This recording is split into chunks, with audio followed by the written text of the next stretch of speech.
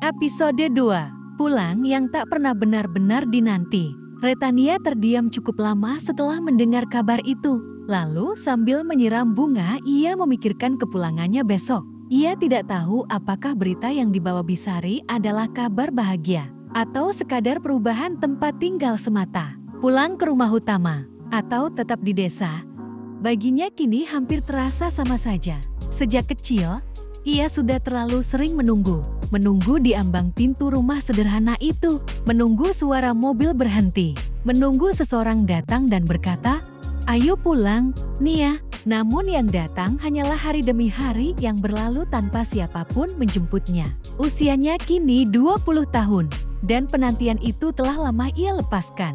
Dulu, Bisari sering menenangkannya dengan suara lembut. "Ini semua demi keselamatan Nona," kata perempuan itu, karena kepercayaan tentang membuang sial. Tuan Surya dan Nyonya terpaksa menitipkan Nona di desa ini. Nanti, kalau semuanya sudah baik-baik saja, Nona akan dijemput kembali. Kata-kata itu pernah menjadi harapan.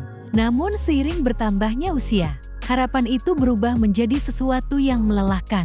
Saat remaja, Retania berhenti menunggu. Ia mulai memahami bahwa tidak semua janji benar-benar ingin ditepati. Bahwa tidak semua orang yang terhubung oleh darah merasa perlu untuk kembali tinggal dimanapun sama saja, pikirnya. Jika mereka memang tidak ingin menjemputnya, tidak apa-apa. Ia sudah baik-baik saja. Retania belajar berdamai dengan hidupnya. Ia kuliah secara daring, belajar dengan sungguh-sungguh, menyusun mimpinya pelan-pelan.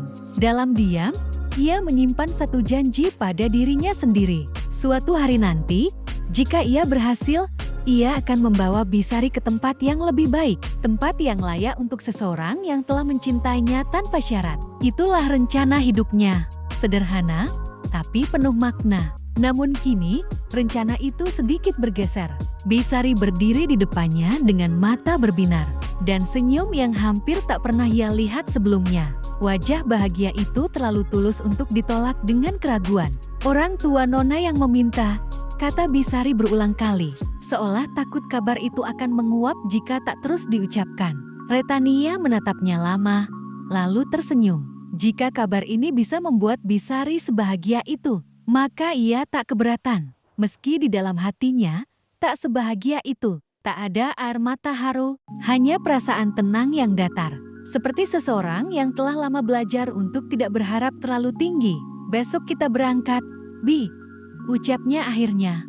Malam itu, Retania duduk di tepi ranjangnya.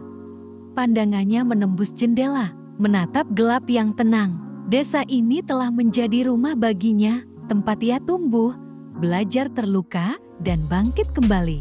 Besok, ia akan kembali ke kota, ke tempat yang katanya adalah rumah asalnya. Namun anehnya, kata pulang tak lagi terasa hangat di dadanya. Ia melangkah bukan karena rindu, melainkan karena dipanggil.